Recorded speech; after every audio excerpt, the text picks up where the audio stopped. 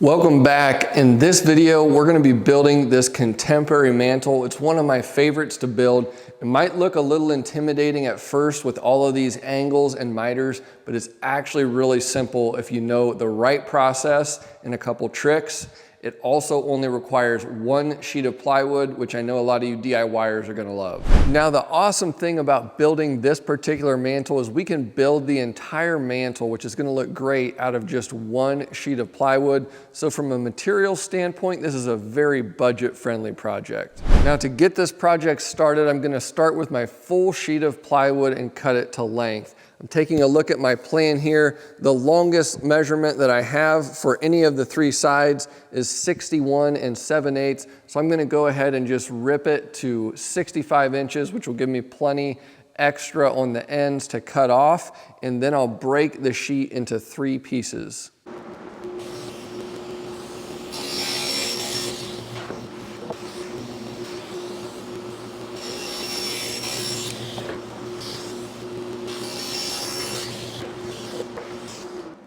When it comes to milling material, there is an art to it. We don't want to start on one end of our 4-foot wide board and start ripping 2 inches off for one piece, then 3 inches for the next piece, then 6 inches, then back to 2. The reason for that is any mistake that we make is going to compound as we keep cutting each piece. So if I accidentally bump my piece of plywood as I'm ripping it and it comes off the fence, that's going to translate into the next piece, and the next piece, and the next piece.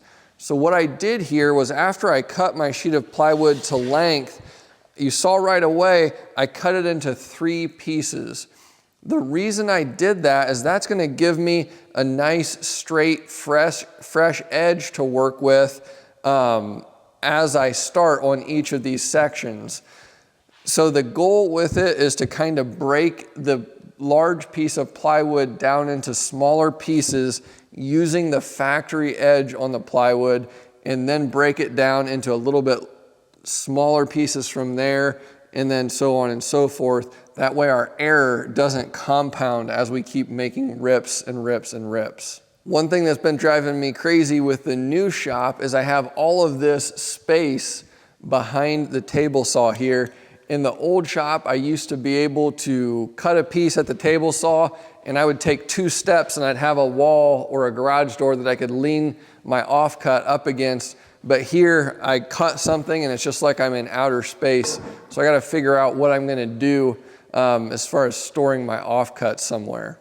Because I had my print right here, I knew that if I added up all 4 pieces for this mantle, it added up to less than 16 inches. Hence, I went into thirds with my sheet. So now what I've got to do is rip these 16-inch wide pieces of plywood down into the smaller pieces that I need. As I'm doing this, I want to pay extra care to ensuring that I'm keeping that rip as straight as possible, because that's going to make our miter fold very, very crispy down the road.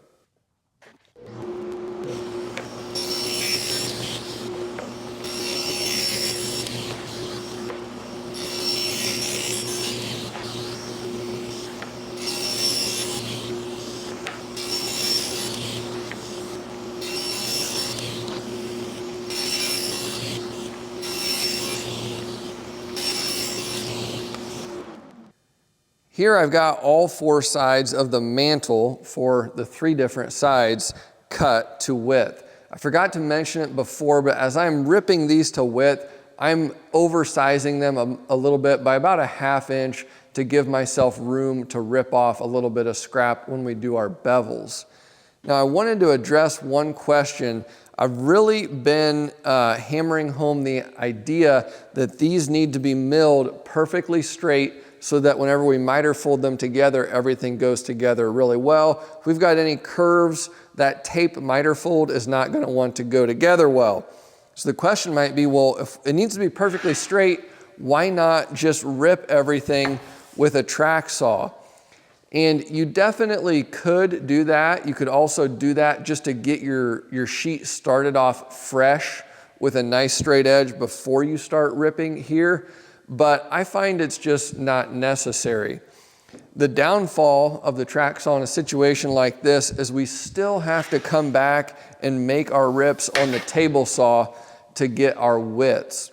The reason for that is a track saw is great if I just want to make a straight rip on a piece like this. But then if I want to create two perfectly parallel cuts, a track saw falls short a little bit because it's very hard to plop this track down on a pencil line and have it be exactly the same on both ends. There's also a big disadvantage whenever you're trying to rip very small pieces like this, like these pieces that are 2.5 inches wide. It's just not very easy to do that with a track saw. So it's just much faster for me to go to the table saw for stuff like this. Now it's time to start making our bevel cuts. Here's our top view of the mantle, our 4 pieces, 1, 2, 3, 4. We're gonna start on this side and work our way around, making each of these rips going around. So here we'll start with this 4-inch piece, and that'll be at a 45-degree angle. But wait a second. If you guys have followed me for very long at all, you know whenever I do post wraps, and pretty much how everyone does post wraps, you don't actually rip your material at a 45-degree angle, you overcut it a little bit, which is going to ensure that this outside corner can go together extra tight, and it's gonna give a little bit of room for glue to squeeze out towards the inside here while that outside stays nice and tight. So the question is, on this, how much do I overcut these bevels? For me, I think the answer is to overcut these bevels by about 2/10 or 3/10 of a degree. That'll give that outside corner a little bit of extra play to come together nice and tight, a little bit of room for glue, but I don't want to overcut it so much that my pieces can shift and get out of square and not go together exactly how I want. Remember, this miter fold needs to be very precise because after we're done gluing up these panels on this 3-sided piece, we're gonna have to miter those and join those miters together. So we need these areas to all be exactly the same. So I don't wanna give it much wiggle room to do stuff that I don't want it to do. When we're setting up the saw to do any kind of a precise bevel, the first thing that we want to do is raise the blade all the way up. We're going to use a digital gauge here. I personally basically never use the gauge on the table saw when it really matters. Whenever I want to be precise, I always use my digital gauge here. This one's a Wixie. These have magnetic bases usually, so you can plop it down like that. We don't want to have it down like that though. We want to actually turn it on its side so that the magnets are pointing towards the blade. You'll see why in a second. Now we'll go ahead and put it up here by the blade, turn it on, and if it doesn't go to 0, you'll want to re-zero it. So I'm 0.0, I'll hit the 0 button anyways to get it so that it's referencing the table right here. And now we're just going to push this over so that it's now magnetized to my saw blade. And we'll start cranking it over. Again, I want to overcut this bevel by about 2/10 or 3/10 of a degree. So I'm going to crank it a little bit past 45.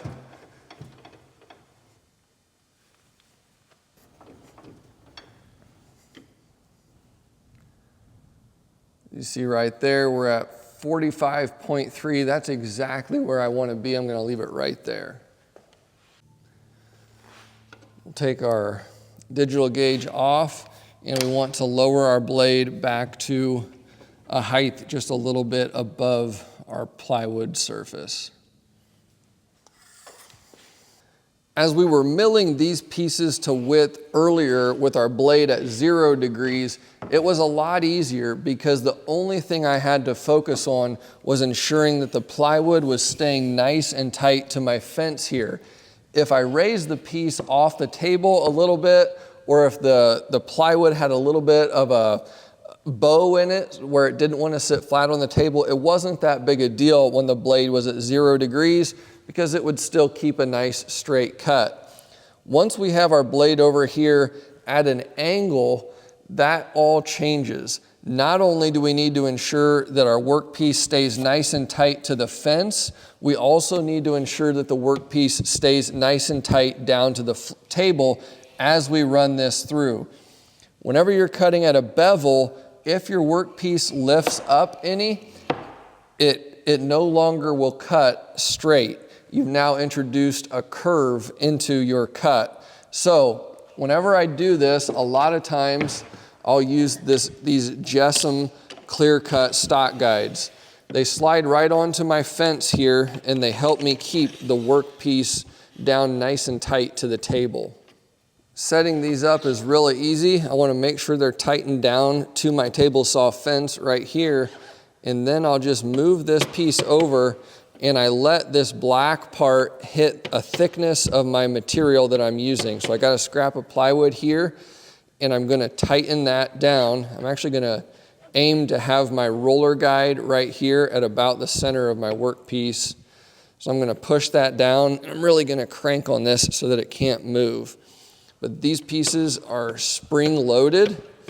So once our roller catches our workpiece, it's canted inward and it pulls our workpiece into the fence and pushes down at the same time. So these are great if you really want to mill things precisely and have a little bit of extra help keeping your workpiece down nice and tight to your tabletop. Here you can see how these wheels are canted inward. That pulls the material into your fence as it goes through. So if I just take this board right here, I'm off the fence, as you can see. I start pushing it through and see how it immediately pulled into the fence. And I'm just lightly pushing this through back here on the end, and you'll notice how it stays nice and tight to my fence. That's because these wheels are pulling it inwards as this goes through. The one downside to these products, it does make it a little bit harder to push your workpiece through. So typically I'll just have a piece of scrap close by that I can use to push it through underneath my guides over here.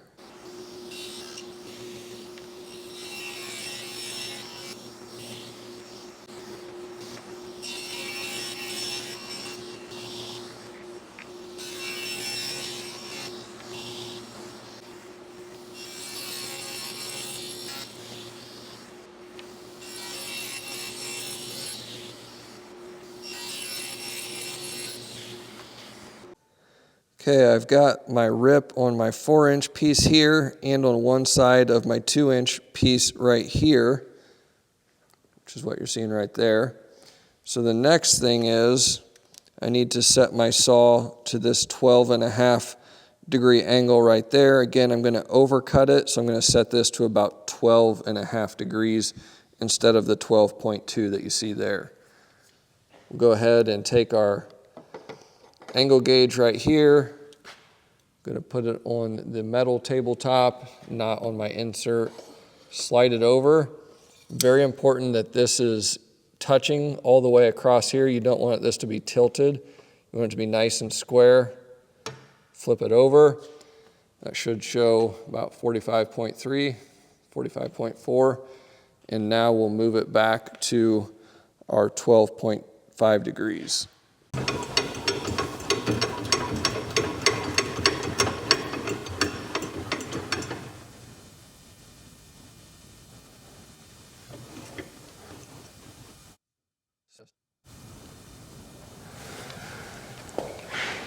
I should mention, once these pieces get pretty narrow, I tend to not use these stock guides as much. The reason is it's easier to guide a narrower piece through and keep it firmly pressed down to the table and the fence. And also, whenever I'm doing smaller pieces, I do find these get in the way of my hands a little bit more. A lot of guys are not comfortable getting their hands anywhere near the blades. Everyone's got different convictions on that. I've been working around table saws my whole life, and I'm probably too comfortable getting my fingers close to the blade. But something that I do tend to do is I'll put my whole hand over the fence and run it through like this with just my thumb pushing something through. You'll see me do it. I'm not gonna act like I don't do it in the video, but you shouldn't do it if you're not comfortable. And obviously, you know, everyone has their limits, but mine are probably a little bit closer than most.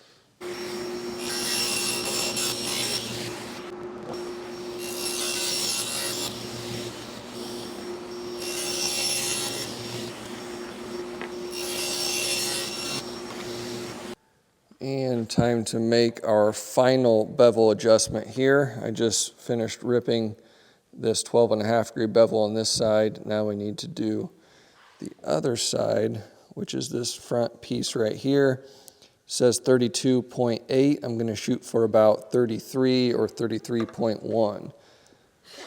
Go here and crank up the blade.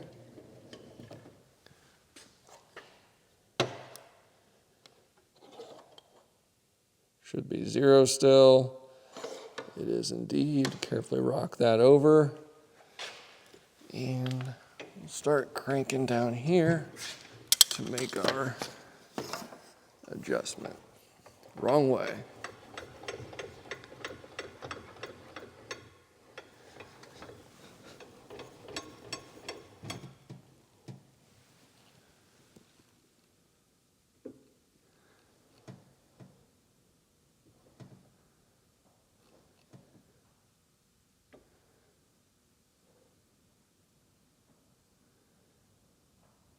Beautiful. Getting ready to rip our second bevel on here. By now you know the drill. I can't use my table saw fence. Sorry about the hiccups. I can't make them go away. I can't use my table saw fence gauge here since this is at a bevel. So I'll go ahead and mark my dimension that I need right here. 6 1/16. Try and hit that in a couple different spots, getting it as accurate as possible. I know I've done a number of dangerous things on the table saw already in this video. Operating while under the influence of hiccups is probably not wise either.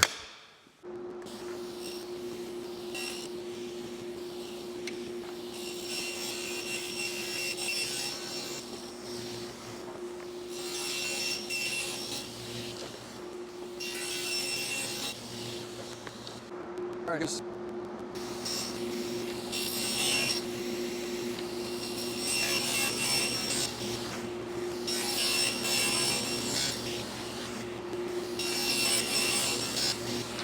Now we are on to the very exciting step of miter folding, my favorite. So as you'll see here, I've already taken the liberty of assembling one side right here. If we plop that down, that's essentially what we start out with. I've got this all taped up so that we can essentially fold it over here. We'll turn it over. We'll glue the inside miters. Put it all together, put a few pins in it, maybe a little bit more tape to wrap it around, and we'll let those set up. Now with this particular mantle build, there is a little bit of extra attention that we need to pay to this process as we put this together.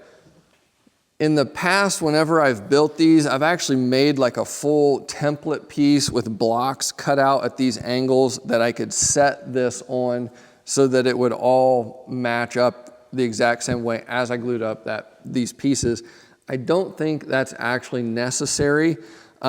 Instead, what I'm gonna do this time is I put this one together first because I wanted to measure the inside width and confirm what it was supposed to be. On my drawings, the outside width was 7.5 inches.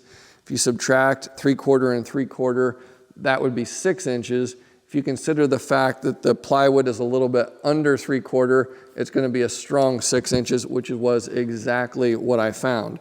So I've ripped a bunch of blocks here at a strong 6 inches. So whenever we glue this up, I'll make sure that these sides are together firmly and that it's nice and tight in here on this block, and that should really help ensure that whenever we miter these, they're the exact same later in this process. I'm going to give you some of my tips for doing miter folds with tape here in a second. But since I've already got this one taped up, we'll go ahead and glue it up first. It's just dry fit right now.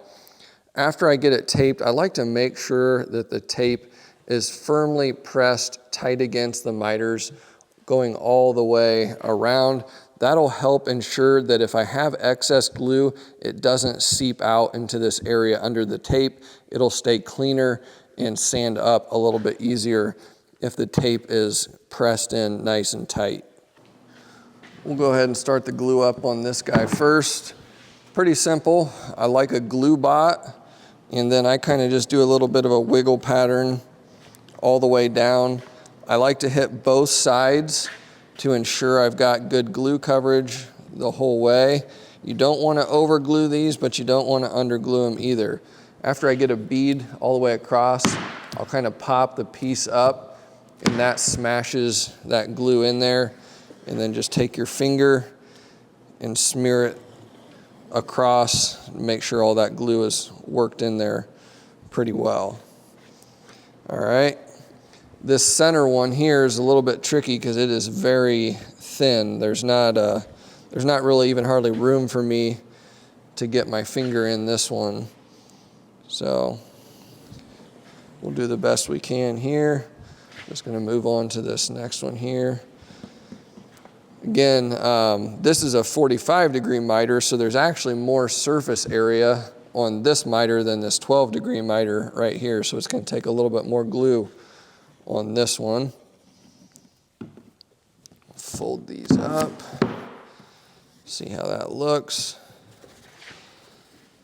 A lot of times on these 45-degree miters, if it looks a little bit dry, I'll go back through before I fold it up, and I'll add one more bead at the bottom of the miter. Again, you don't want to over glue it, but we want to ensure that there's a decent amount of glue in there. So that looks pretty good. Now we'll go ahead and fold it up. We've got this glued up, and essentially what I want to do with this block is just slide it in here until it's flush on the end. And I'm going to take my pin nailer and just put a couple pins in this thing. Again, making sure it's sitting down on the table firmly. Just trying to draw that together so it stays nice and tight exactly where I want it to be.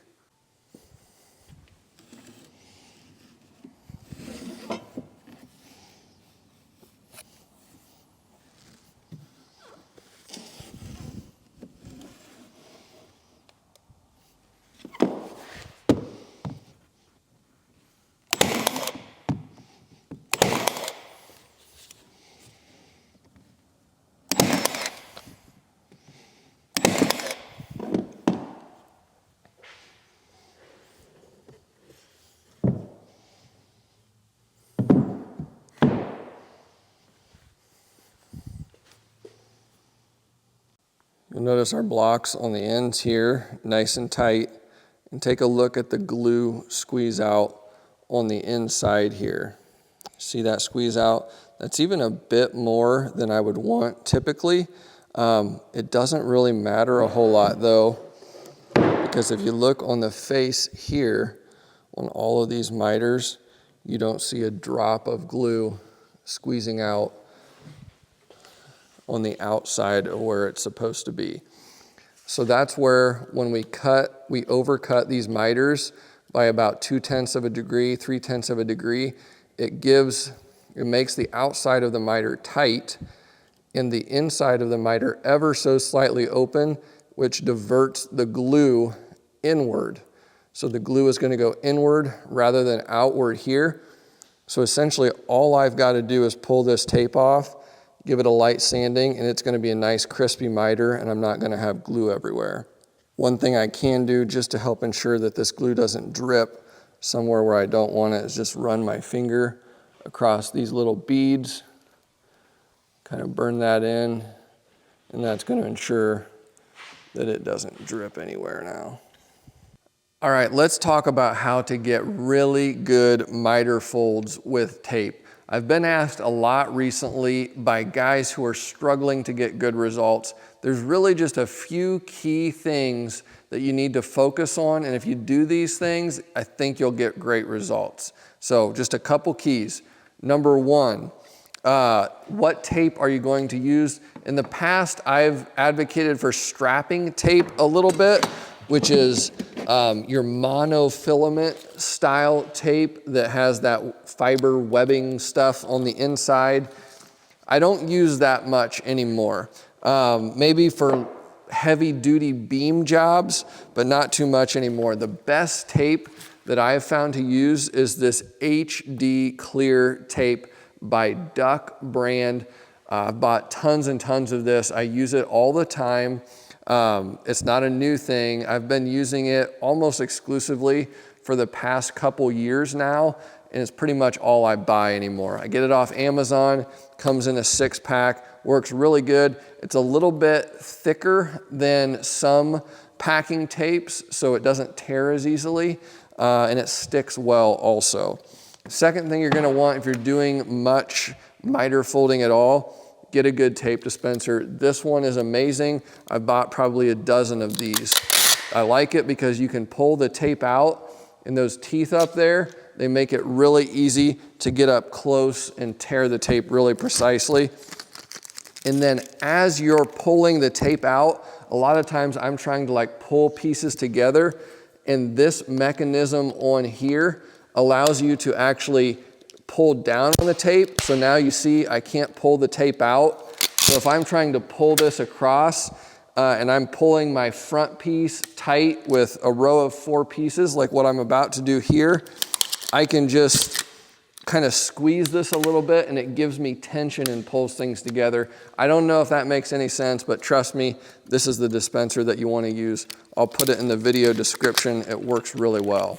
By the way, guys, real quick, YouTube ad revenue is not what it once was, and it's not nearly as lucrative as some people would lead you to believe. For a small channel like mine, your support through using my affiliate links that I list in the video description in the top comment in the comment section really helps out a lot. I do depend on affiliate commissions whenever I generate sales from the products I use. So if you enjoy this channel, if you get value from it, a way that you can give me a tip without it costing you anything is to use those affiliate links and purchase these types of products. It helps keep the channel going in this small professional trim carpentry niche that we've got going here. So thanks for your support. I really appreciate it.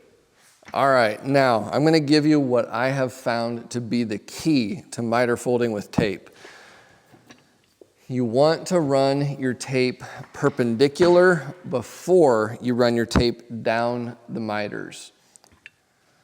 So starting off here, we're going to get our pieces together, get the ends so that they're fairly close to even.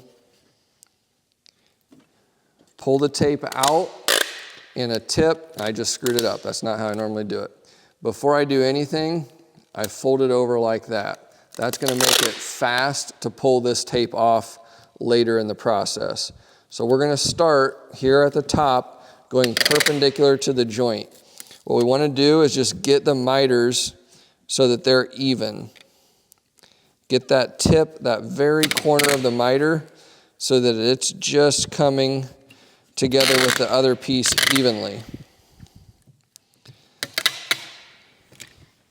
And again, you can see how easy this is to tear off. Now we're going to move down about, in this case, about 12 inches to 16 inches. We're going to do the same process. And this is really the key, because right now you're getting this aligned exactly where it's going to stay whenever you fold this up. Fold it over. Now you'll notice right here I've got a little bit of a gap, and that's what I'm trying to take care of right now. So starting out here, I'm checking this, again ensuring that it's nice and even the whole way. I've got this gap here. I'm going to push this in so that that's nice and tight. We don't want these corners to be overlapping. even though they can actually be slightly overlapping and it'll still compress because the tape will flex. That's one of the beauties of tape. You'll see as we're working our way down here, there's a little bit of a space there, not a big deal at all. Gonna get that tape firmly attached, and then we're gonna pull this in so that it's even. What we're doing is we're working the miters. Same thing here. This one isn't wanting to go together, but with the tape, I can push it together, tear that tape off. Got one more down here on the end.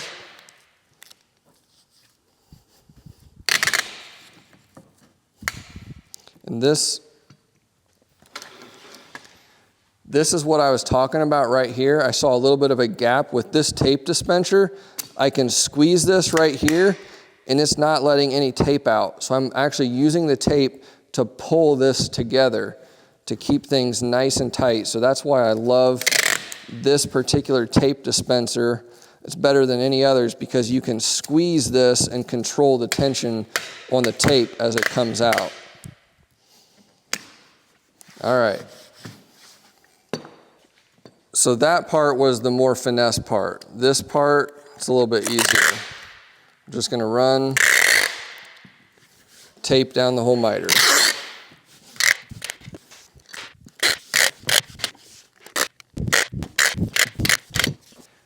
Now this is the part where a lot of guys struggle, in my opinion, or I've even struggled in the past as I've kind of perfected this process. We're gonna fold it over, but sometimes when you're doing beams and stuff like that, it may be a little bit too tight, and this parallel run of tape, sometimes it'll want to pop loose. It's not that big a deal, partly because these perpendicular pieces of tape will still help hold the beam or the miter fold, whatever you're making, it'll help hold it together. So we're gonna fold this over. And right now, what I want to do is I want to inspect the miters and see if that tape popped loose anywhere. And I also want to run my hands and fingers over the corners of these miters and press that tape in nice and firmly again.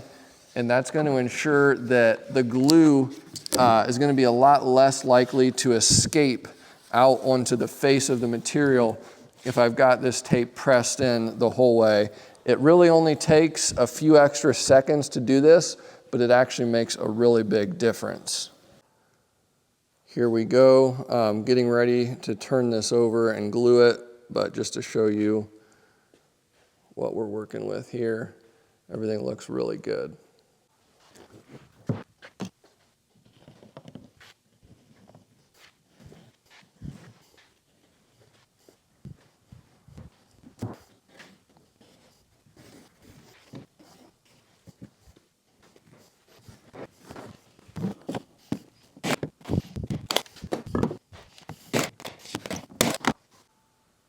And here we go again, all glued up. You'll notice no squeeze out on the outside of the miters. It's going to make our life a lot easier. Flip it over here. See our blocks in there. A little bit of squeeze out on the inside, no big deal. Go ahead and just take care of that.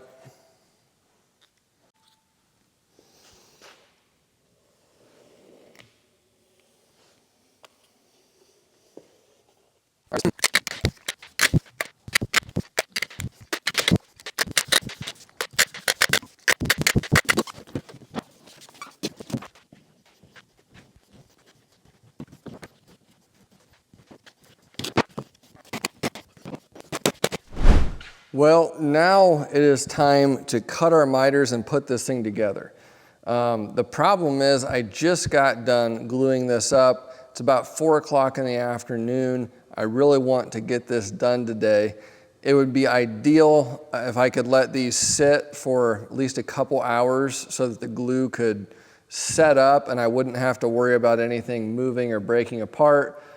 But I think I'm going to go ahead and cut these miters and just leave the tape on and hope everything goes well.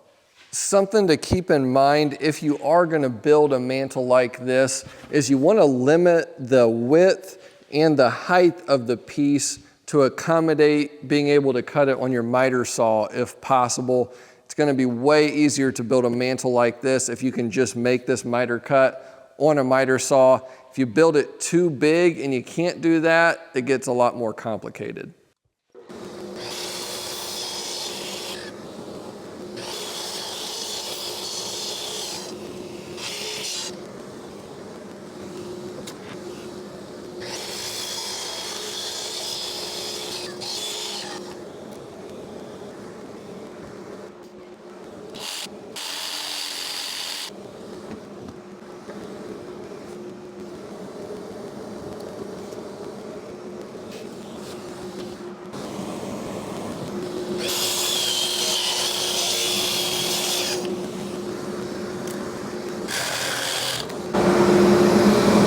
Going to say what everyone's thinking. If I had a DeWalt miter saw, this wouldn't be having this problem.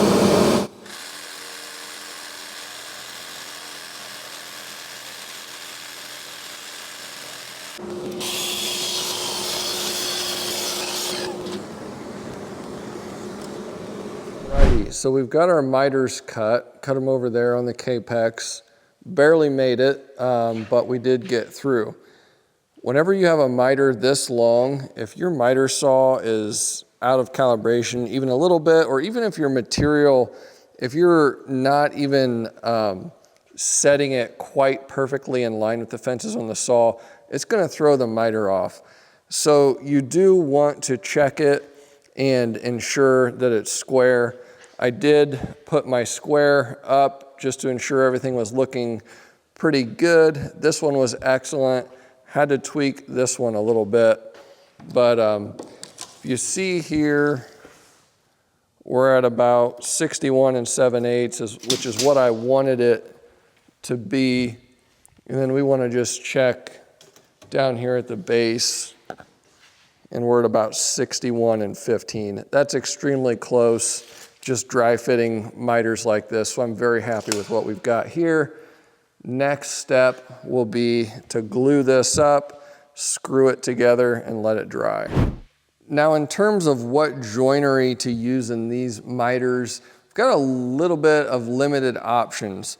The reason is the main part of this mantle is going in at an angle, so we can't really use biscuits or something like that very easily. Honestly, whenever I've built these in the past, they've all been paint grade, and that means you can cheat a little bit. So all I do is I glue it up really good, and then I put a couple drywall screws through the end here in the top so it's a little bit less visible. And then I fill those bad boys with wood filler, and you never know that they're there, and it's not a big deal. And it's fast, we make some money, and we're on with life. So that's what I'm gonna do. Just gonna lather him up with some Tight Bond 1.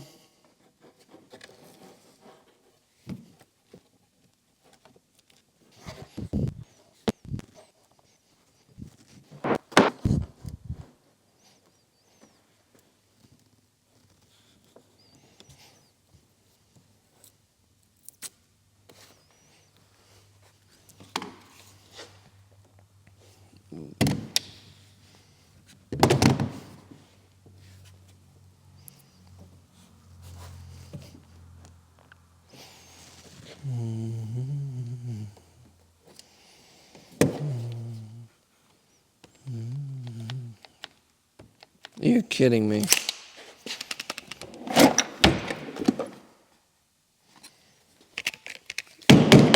Never fails.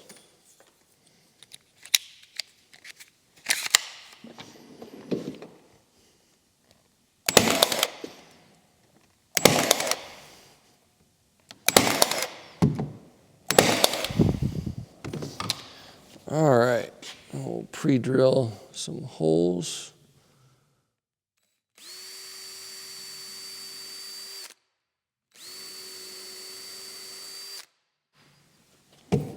take a look and see how that works out.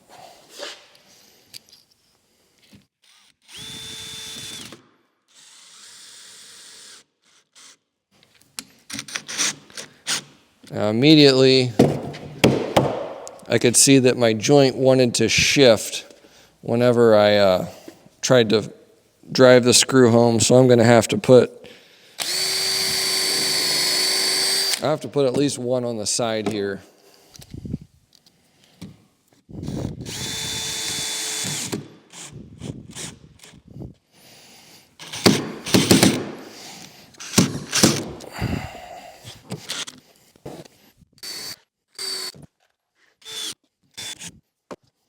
Now in the past, I also put a screw set on the inside here to draw the inside of the miter together.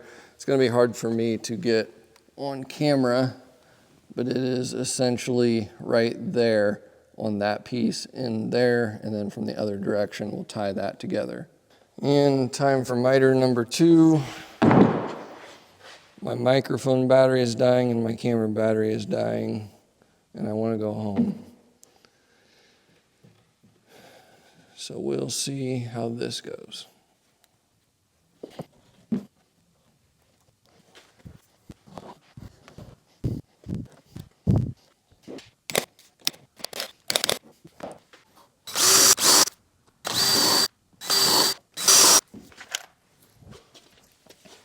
Again, here we're going to put screws most of the way in without driving them home. I'm going to do this on both sides. That way it locks the miter together and keeps it from shifting.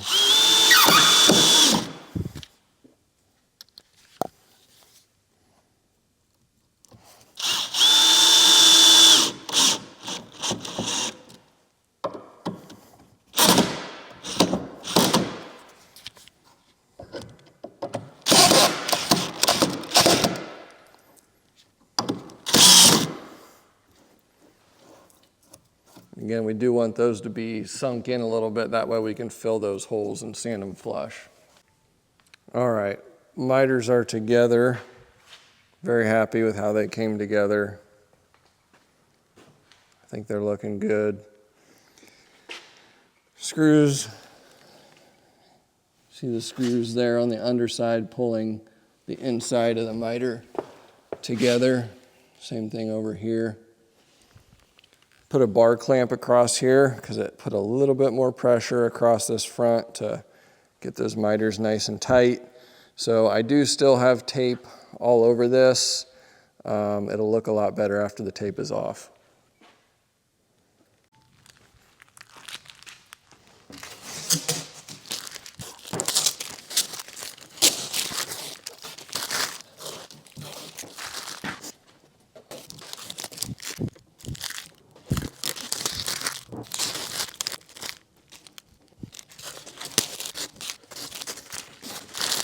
All right, guys, we're on site and it is time to install the mantle. One of the beautiful things about installing mantles like this is they install super fast. It's just a matter of nailing some blocking on the wall behind it and popping the mantle right in place and nailing it off.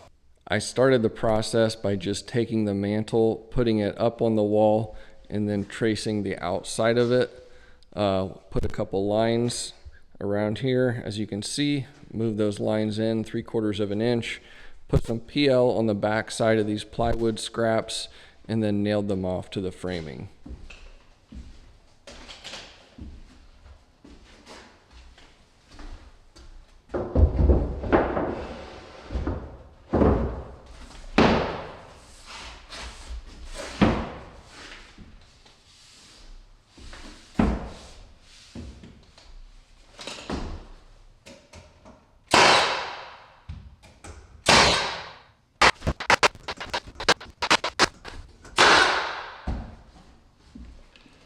Well, that was a fast install.